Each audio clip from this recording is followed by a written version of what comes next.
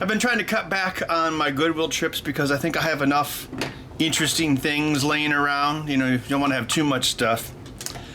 But there's one thing I kept seeing at the Goodwill Nona, which is the closest one to me, in the glass case, and I think they had like $25 price tag on it, which is way too much, and it's been there for like 2 months, and I'm like, oh man, who's gonna buy that?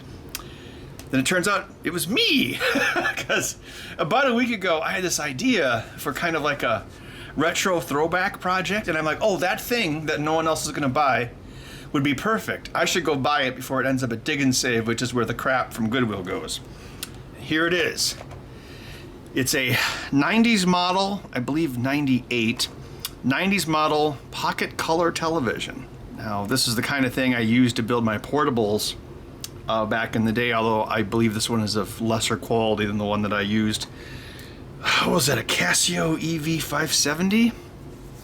So I'm guessing this one is not active matrix display, but the reason I got this, it also doesn't even have an AV input, just external antenna. The reason I bought this was because I was thinking recently about my proto portables, and you might be like, what? So it's like, yes, I was actually making portable game stuff many years before my original Atari VCSp. Specifically, I want to say the first one I did was, we had a choir trip. Yep, I was in choir. 1993, I think. Went to Washington, D.C. That was a really fun trip. Oh, they all were. And I'm like, oh, I should bring a Sega Genesis with, and we could play it on the bus, because what is that, like a day and a half? Probably, yeah. So I'm like, oh, how do I do it? And I actually had a pocket TV like this back then. This was like, 1993. So I had something like this, and what I did was I hooked a 9-volt battery up to my Sega Genesis, and then I had this thing, or something like this, with battery power, and then that allowed us to play Streets of Rage and Toe Jam and Earl on the bus on the way there. I would also take that rig, like when my Uncle Bud, for whom the cat is named, sometimes my Uncle Bud would take us up to the family cabin, or like during the summers, like, you know, I'd go up there with him for like a week when I was like a teenager. That was always fun. And I would take that rig, oh, looks like it turned on.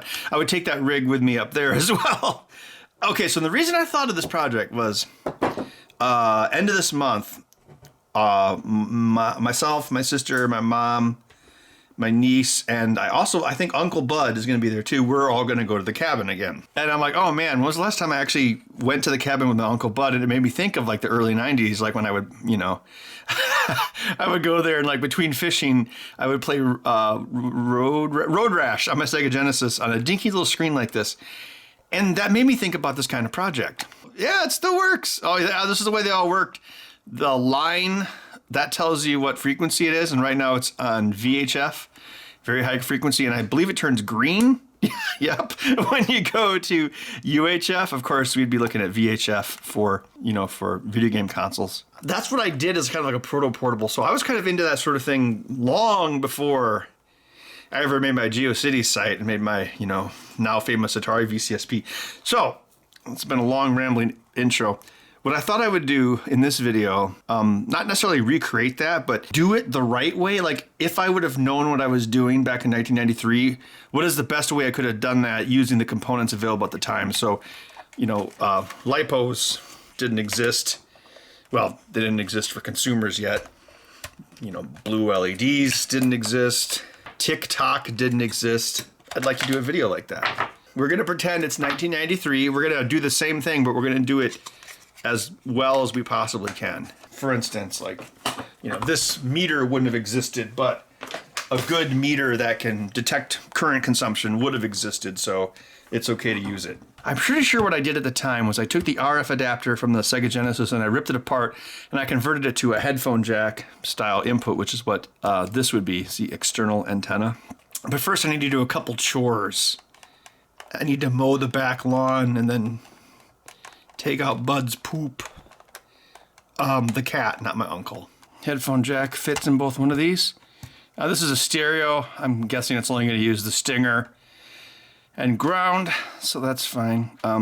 Coax adapters they sell. Because remember, when you had a console back in the day, you'd plug in the RF, and then it would go to the RF switch box, which would take in your standard RF, and then when the console was on, it would switch to the console, but otherwise allow the standard RF or the TV to pass through. Those switchers didn't all work as well. Like I remember the Nintendo one seeming to work better than the others. Yeah, so is this what I did back in the 90s? Is just this? Wait a minute, this is a headphone jack. Wait, that's what I need. Well, it's kind of serendipitous. I pulled this out. I like to use that word, by the way. Yeah, I just pulled this out of my AV bin and oh, what the heck? It came off of this. What? Oh, I bet this is one of those converters. Yeah, it's for devices that have video out. Well, you know what? Yeah, just oh, I can just do this then. Yeah, I just wire it just like that. And then this can go into the Sega. I think this is still my original Sega Genesis that I bought in 1991, the Sonic bundle. Oh, why do people try to gaslight history? Back then, Sonic was cool. Super Mario World just kind of felt like plotting and even looked fat in that game. It's like, I'm looking for a ghost. I mean, I know Super Nintendo won that generation, but it was really close.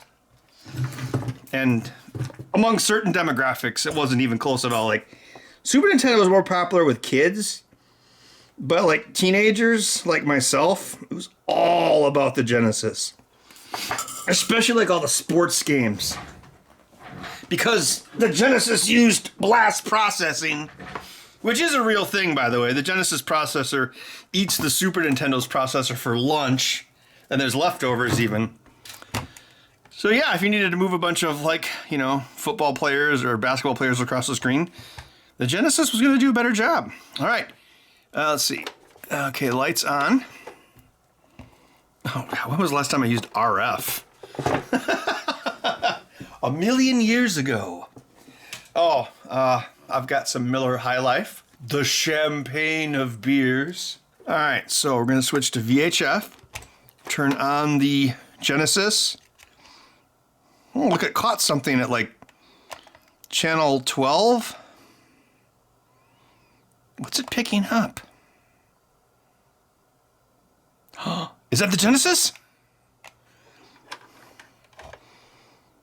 It picked up something at channel 4, but maybe the Genesis, maybe I need to blow on the cartridge. Is that a thing with Genesises? Genesi? I never understood the naming convention. Like, VHF is very high frequency, UHF is ultra high frequency, but there's an even better one, which is SHF, which is super high frequency. I would think ultra would be more than super. Hey, would you like a cleaning kit for your Sega Genesis? Does your Sega Genesis blink? Oh, not really. Well, you need this cleaning kit. Is your cat making lots of noise, driving you crazy? Think there's nothing you can do? You're so stupid. Come on down to Patty's Pub, home of the original Cat and Mittens. You'll be smitten. Come on, baby. Come on, baby. I'm Pickle Rick. I did it. Well, I didn't really do. Oh, man, look at those terrible viewing angles. Look at how bad that is. I could probably count the pixels by hand. I mean, the color, it's washed out, but, the colors are all there. Now, this is, I can just tell by looking at it, this is not active pixel array. TFT active matrix, no. Yeah, TFT active matrix. So what that stands for is a thin film transistor. They have a transistor on every pixel, which means the pixels can switch faster. So that's back in the 90s when LCD screens actually became responsive as far as the refresh. It's because they had TFT screens. These don't. It's not too bad actually. This one isn't. But I can tell it's not TFT, it's what would be STN, super twisted pneumatic, numeric, super twisted something. Super twisted sister. Yes! Oh, Road Rash. This was surprisingly easy to do. It's probably why I was able to figure it out when I was like 16, because it wasn't hard to do. Let me zoom in and see if I mean, the pixels are not hard to see. There you go. Look at them. I think this would have been called a delta arrangement.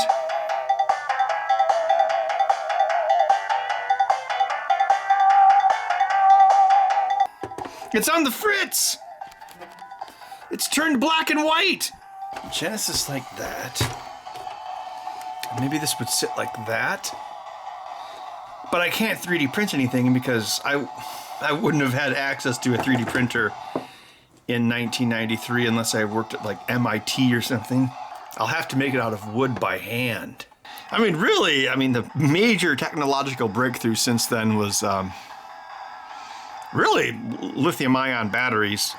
Lithium-ion is kind of like nitroglycerin. The biggest problem with lithium-ion batteries was making them safe, which was also the problem with nitroglycerin. That's where like the Nobel Peace Prize comes from. It was like his family had a nitroglycerin business, but all of his relatives kept dying in explosions. So his invention was basically making the nitroglycerin safe by putting it into a clay substance, which is like where you get TNT. And he was so successful with that, he made so much money. But it also made like munitions more dangerous. And so, racked with guilt over how much he contributed to the art of war, he created the Nobel Peace Prize. It's just like the Winchester Mystery House in San Jose. I don't know if you've ever heard of it. It was the widow of the Winchester, as in Winchester rifle. And she was worried that all the ghosts of the people the Winchester rifle killed over the years were going to come back and seek revenge on the widow of the inventor of the rifle. So, using her vast fortune, ironically from the sale of firearms, she created this giant maze-like house so the ghosts would get confused and not be able to find her. Maybe she should have just given that money to charity or something instead of building a big weird house. There's a portable TurboGrafx 16. It's called the Turbo Express. I actually had one once, but then I sold it. I think in America it came out like in 92. It had a color TFT screen.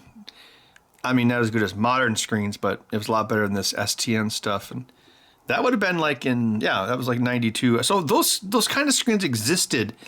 They just weren't that common. You still saw STN LCDs, into the late 90s, like on cheap laptops. Well, I'm going to have to make sure this is shielded. It's very, very easy to introduce interference. Is there anyone here that wants to communicate? All right, I think the next step is to figure out the power consumption of both of these devices. Back in the day, I think I just hooked up a 9-volt battery, which of course is stupid. Let's see. Output 10-volt DC 1.2 amps. Well, it's 1988, so they would have had single voltage RAM.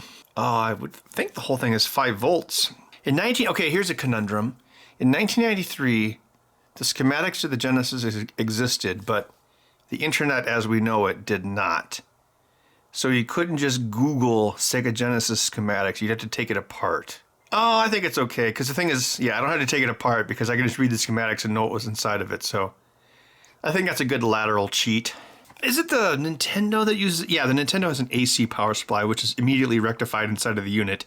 The AC isn't used for anything, so I don't know. They're probably just trying to save money. If it's a linear voltage regulator, which I'm sure it is, it probably has a dropout voltage of... It's usually 1.5 to 2 volts above the actual voltage, the output voltage. So if the regulator is going to output 5 volts, you need to put in at least 7. Once the power source drops below 7, you enter the dropout zone and the regulator fails to function. Modern regulators are well, obviously much more advanced. I was that watch project. The regulator for that, it outputs 3.3, and I think it continues to work until it continues to work right until like the input voltage drops down to almost the output voltage. But that wasn't the case in the past, so we need to take that into account. So we probably don't need 10 volts, but we could probably get away with like, if we're using like big, not using a 9 volt, that's dumb, because 9 volt, I mean, if I had to guess, the current capacity of a 9 volt is probably, I'm going to guess and then I'll Google it and see how close I get. 9 volt, which means it would be, I'm going to guess 2,500 milliamps. Pretty much bang on. Nice. I remember when we did that on the choir trips. And yes, I used to have a really good singing voice. I still kind of do. I mean, not as good as it used to be, but when I sing in my videos, I'm not trying. I seem to recall it lasting about 45 minutes. So that would be 9 volts down to 7. Well, I don't want to cut up this plug. I guess I could cut up this plug. I mean, we could just find out by hooking this up. Oh, wait, I probably have another barrel plug. I can just run this off of my bench power supply. Oh, okay. Of course, I think that the reason we had such a high power drain was because the battery doesn't have very much mass to it. I highly doubt this thing takes 3. No, I guarantee. I would bet a fine steak dinner, this does not take 3 amps. I would guess. I'm going to guess 1.2 at 7 volts. I could make the world's dorkiest game show. The amps are right. And just show something to like an engineer and they have to guess how many amps it's consuming. I would watch that. I think that'd be cool. Oh, of course, the Sega Genesis has the evil backwards plug. So the center post is negative and the outer post is positive. So I'm going to run it through this meter in current mode. We've got the power from the bench power supply coming into the meter, and then it's coming out of the negative lead. Then I hook that up to the positive terminal of the plug. And then I hook the center of the plug, which is negative, to the negative of the power supply, and that should give us everything we need. Okay, we're off. Turning on the power supply. I'm going to set it to 9 volts, like my mythical 9 volt battery of my nascent youth. All right, you ready? Dun, dun, dun. Oh, okay, less than I thought. 700 milliamps. 728 milliamps actually isn't that bad. That's at 9 volts. Here, let's, where's that TV? 6.1. Actually, I'm surprised it hasn't dropped out yet. 5.5. Oh, there we lost it.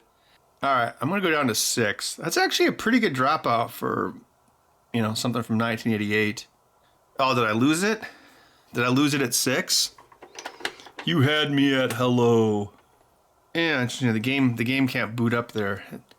It's probably trying to do something more processor intensive. Let's go to 6.5. Current is 600 milliamps. Actually, that's not too bad considering all the stuff that's in here. And of course, blast processing. There we go. Okay, so I'm going to consider 6.5 to be the lower limit. So the thing is, we don't need to put in 10 volts. But if we're using batteries, we're obviously going to want to have more than 6.5 because as the batteries lose power, they will drop in voltage, which means they will fail at a certain point. Yeah, I wonder if we could do it with 6 double A's. That would be cheaper. What's a double A? Oh no, I'm trying to guess battery capacity again. It says 2,500 milliamp hours for alkaline batteries. Nickel metal hydride are lower. They also run at a lower voltage. I mean, we could also give this a rechargeable battery pack, although obviously lipos wouldn't exist, but nickel metal hydrides would have. Like maybe we could use like a drill battery. What is this? How many volts is this? That's nickel cadmium, 18 volts, 2,000 milliamp hours. Well, that's far too much voltage. You'd want to have a switching regulator, otherwise the difference in voltage would be wasted as heat. What's the DC input jack on this say? It says 6 volts, which would be 4 batteries, so Probably no different, there's no different conversion going on there. We could have a bank of 6 batteries, which would give us 9 volts. We could pipe that into the Genesis. Then we could regulate that down to 6 volts using like, what's the thing, LM137. Or if we wanted to be really clever, we could have a 6 battery bank, and then we could just have 2 separate taps where we tap the end of it for the Genesis, and then we tap 4 batteries in for the screen. That would work. Okay, now it's time to make an enclosure for this. There's a fan running because I'm out of my garage and it's summer. So hopefully you can still hear me over the fan. Alright, so I'm thinking about using the 6mm plywood as a base. And if I do this right, I'll be the ace of base. Maybe I shouldn't say things like that. I saw the Sega Genesis and it opened up my mind. I saw the Sega Genesis. Base there. Oh yeah, the Sega Genesis has feet. Take that into account. Taking TV here, maybe on a friction hinge so you can adjust the angle of the terrible screen. Actually, I think those wood scraps probably fit. Such as this one. Oh yeah, it fits perfectly. Oh man, it's almost perfect. See? Look. Obviously it was planned.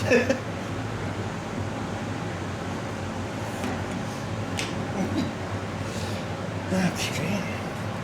So I'm thinking maybe Genesis goes in like that, and then, right? So this part could be fixed, like a little wall here. Yeah, I think that'll work. I'm kind of wondering if this has tipped over into way too complex, and yes. Well, I think this tipped over into way too complex the moment I decided to do this as a project. I actually like building things with my hands without using computers. For one thing, it's a lot faster. Yes. Drill, so I'm going to glue it and screw it with this project.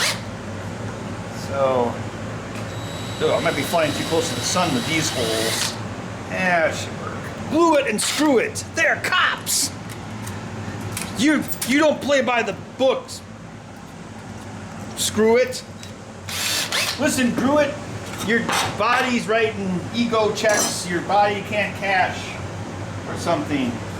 This seems like one of the sillier projects I've made in a while, but something tells me it'll get good views. I don't know why. Gotta chase that algorithm. Oh, I bought some C-cell batteries. Apparently they are quite a few milliamps. 6,000, 7,000? Oh yeah, plug in that blast processing, baby. All right, I think I have a friction hinge someplace in this garage. Ah, here we go. I actually pulled this off of the Flash Forge. Yeah, so my thought is actually attach it to the battery pack of the television, so the television, can go at an angle. Eyeball it. Wait, how can I drive the screw from that side because there's an enclosed piece of plastic around it? I think the answer is I can't. I'll figure something out. Also, I lassoed the sun. You're welcome to stretch your days and give you fun. What can I say except you're welcome for the wonderful shop class. Hey, it's okay to say you're welcome, but now I gotta go and kick some butt. All right, I got some lock nuts in there. This hinge should be plenty strong enough. It's not the strongest friction hinge, but who cares? Shouldn't have screwed this in place though yet because I think I need to get screws into the bottom of it, but I can probably still take it apart before the glue sets. So this would be, I'll probably have to remove this. There, done. This would set like that. Yeah, all right. Da, da, da, da, da. What can I say except you're welcome? Okay, so this is the underside of it. So I'm going to countersink these. The V-bit. Remember, this sits right on top of the Sega Then I'll get a 1/2-inch flathead, one of these guys. I think the hole needs to be a little bit bigger for that. Or I could just force it through, one or the other. There we go. Not perfectly flush, but flush enough. Then I can do that. Oh, and there's even, I don't know if you can see it, but there's a hex pattern there. So really easy. I can just put my, well, although I think this is meant to be metric. Yeah, it is. Shoot. Yeah, I'll make it work. Okay, now I can put it back in place. A little bit more glue.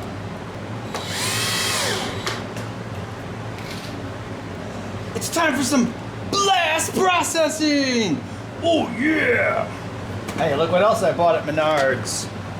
A carrying handle. Let's see. I need power, RF, and then also a slit for these guys. Power and RF holes, I'll just drill those out. Then I'll cut the slits for the AV cables on the bandsaw.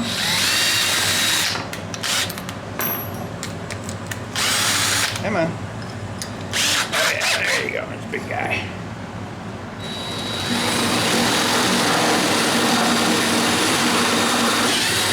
Oh yeah!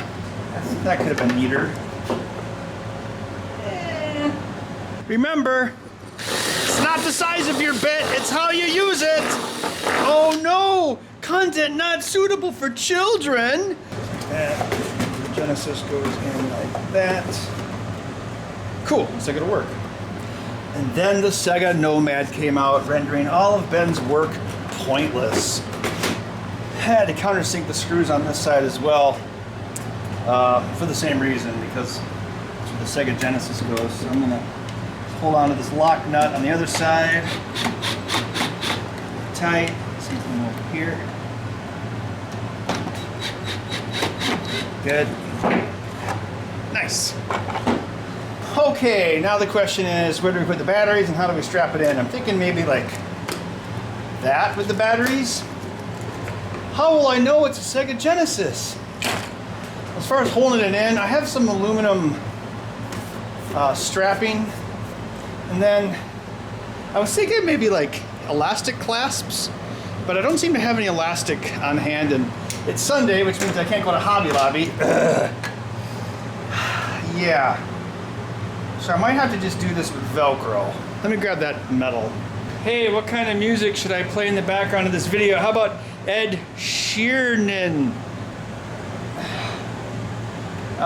No. That was really dumb. I'm sorry. Oh, who am I kidding? I'm not sorry. Let's see.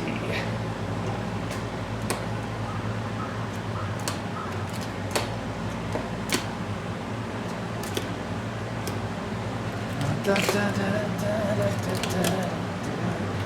the morning from a Bogart movie, in a country where they turn back time, you go strolling through the crowd like Peter Lorre contemplating the crime.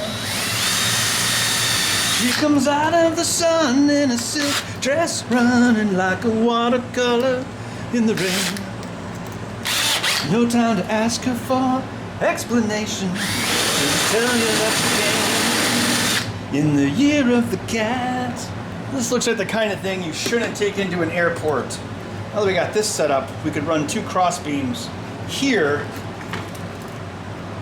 Now, the problem with that, actually no, it wouldn't be, you probably want to open it like that, but then you have to remove the cartridge. Oh wait, I had to take into account the thickness of the Velcro. That's probably about right.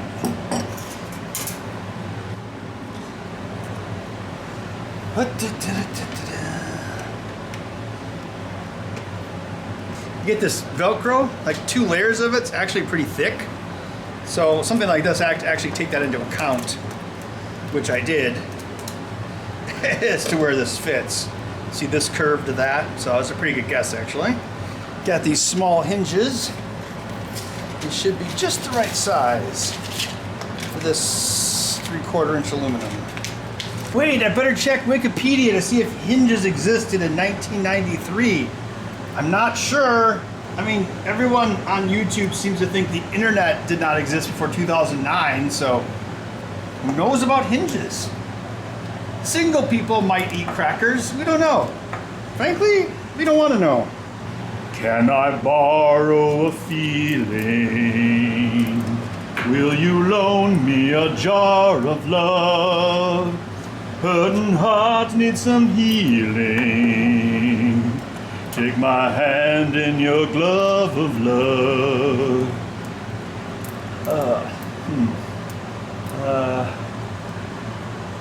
All day long I sit by myself, waiting for hot dogs to thaw. But I don't know what to do with myself. You read me. No, wait. Ah! Let me try that again. All day long I sit by myself, waiting for hot dogs to thaw. Okay.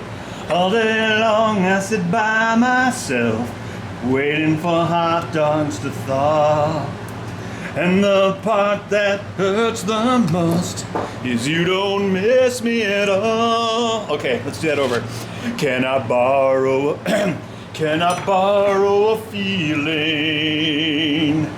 Will you loan me a jar of love? Hurting hearts need some healing. Take my hand in your glove of love. Bridge. All day long I sit by myself, waiting for hot dogs to thaw. But the part that hurts the most is you don't miss me at all. Now it sounds like Greatest American Hero. Believe it or not, I'm walking on air. Okay, so if that was the bridge, then there'd be one final refrain after that in a different key.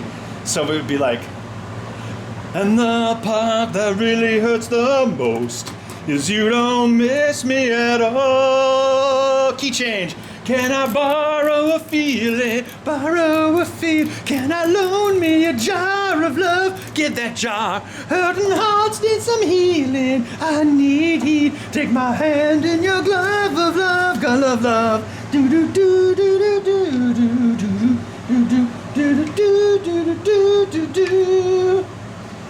Take my hand in your glove of love. I added some super glue to the adhesive of the Velcro just to give it a little bit more stick. Clamp that, and then we'll move on to the next thing. You know what? I have a plan, Arthur. I think I'm going to redo this piece of metal. I'm thinking, like, right? So it'll go.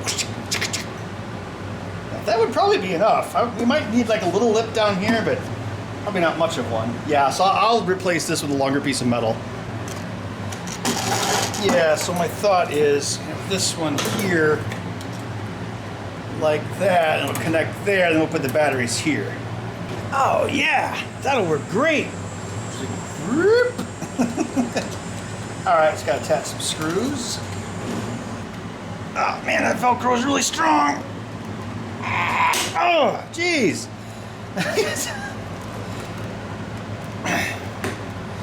Man.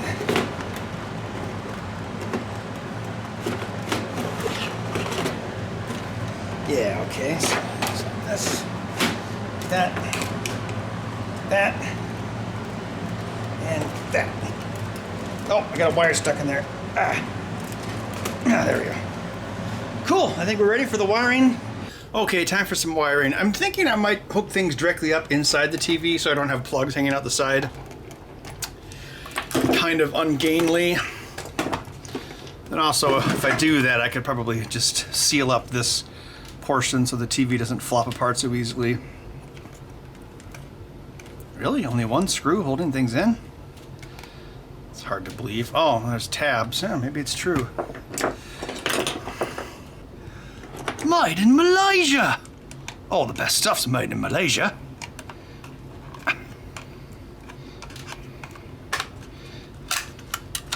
Yeah, I guess that's, yeah, just... Remember when electronics were easy to take apart?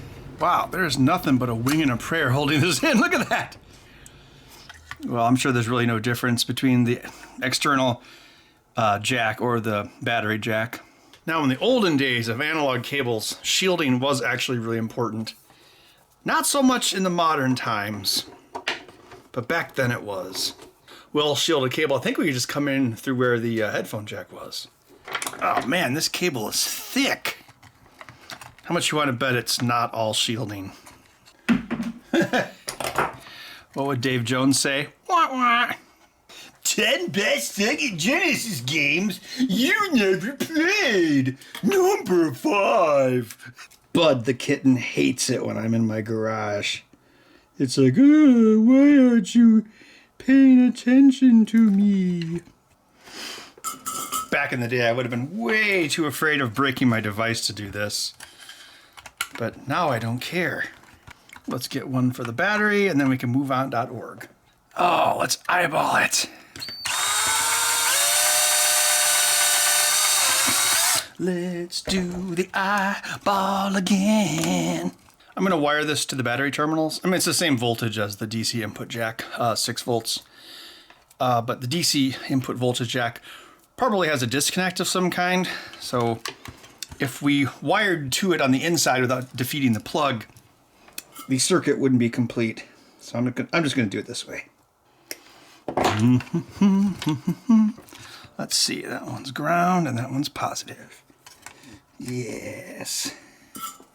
The boo box. Ben's not really going to schlep that thing all the way up north and then annoy his uncles with it, is he? Yes, I absolutely am going to do that. For all my faults, if I say I'm going to do something, I do it. All right, I'm going to wire up the 6 batteries in series to give us 9 volts. And then, of course, I will add a tap point for the 6 volt part, which will go to the screen. And then the end to 9 volt part will go to the Sega. Attach this up with some heat shrink tubing. Bucky's makes Quick Trip look like an outhouse. Wire up a plug for the Sega. Oh wait, I forgot to check Wikipedia to see if bandsaws existed in 1993. Wait, did I already make that lame joke? Hey, how about a toggle switch to turn everything on and off? That side of it. He's not gonna solder that directly to the battery tab, is he? Yes. That's exactly what I'm gonna do. I had to add some flux because the bigger the glob, the better the job. Okay, tying the ground wires together from the Genesis and the screen, and then I'll attach that to the toggle switch, and that'll give us our main disconnect. Then I just need to attach this center positive to the battery 9 volt positive, and then we should have everything we need. Let's get this abomination out onto a tray. Let's get this abomination out onto a tray. Is that what the military said when they invented the cheese omelet meal? Where'd my zip tie? Oh, here's a zip tie. Zip tie, zip tie. Actually, I should drill a hole there. Oh no! He's gonna hit the Sega Genesis! Or like every movie ever. Shoot the monster! No, you'll hit the girl! There's always a girl. And it's just the girl. Oh no, you just made a mark on your Sega Genesis. Yes, the Sega Genesis is so rare and valuable. Oh no! He's out of control! He can't stop zip tying! Hello, my name is Ben. Hello, Ben. And I am a zip tie-aholic. First started, got out of the military, and I had all this PTSD about things being organized, and so I just started zip tying things together. We understand, Ben. We're here for you. Soon that just destroyed my marriage and stuff. But I'm 1 month clean. I haven't zip tied anything together. I used one of those trash bag ties that it kind of made me want to relapse, but I was able to control my fears.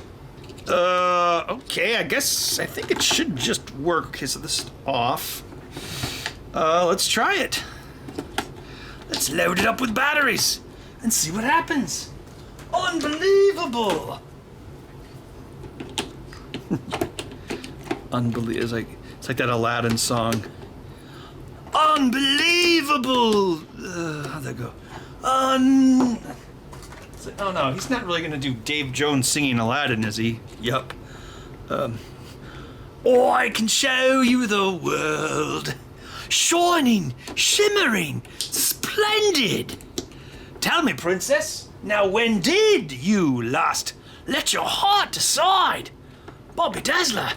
No guts, no glory. Oh, looks like we're in VHF.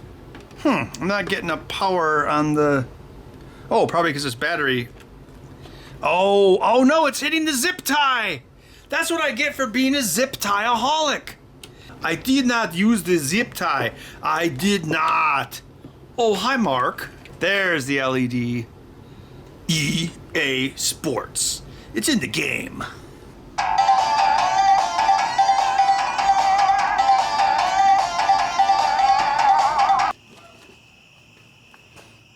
There it is.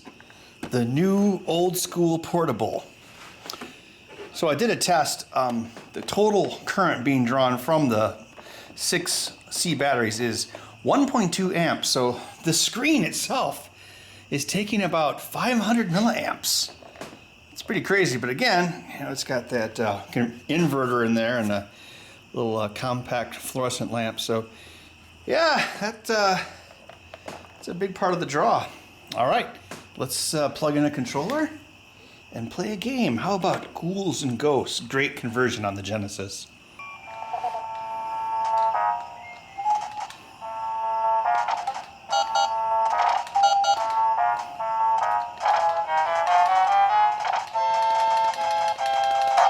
Got you, magician.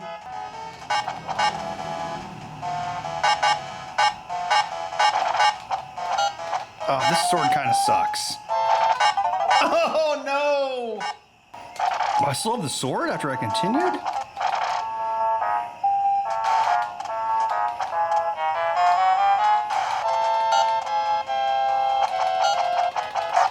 Oh, that's a magician because I didn't get the first magician.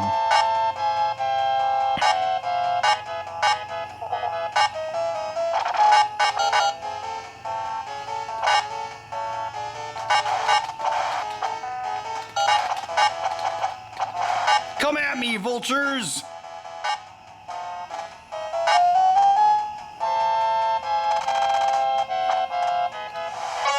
Ah, I forgot the pattern. Shoot! Oh, it lets me continue here? That's quite generous.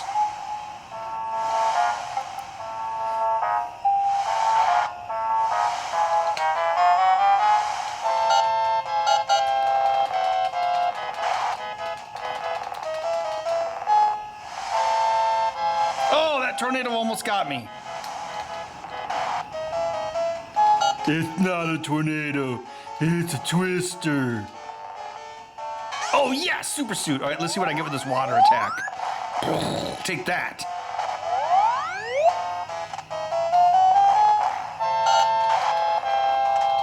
Oh, no! I got past the deadly tree branches. Now I gotta deal with the vomit pigs. Oh, okay.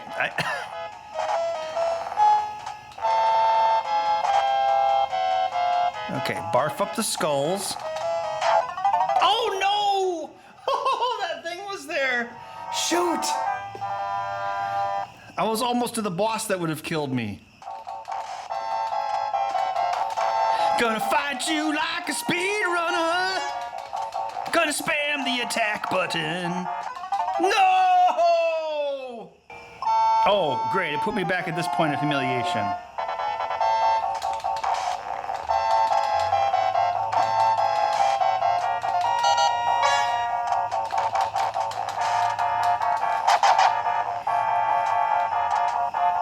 Finally! Well, there you go. An improved version, but with the same basic concept, of a portable console I made way back in 1993. Well, I hope you enjoyed this build, and I guess we'll see you online for the next episode, whenever that might be. Bud! What are you doing? I was going to return you with that box.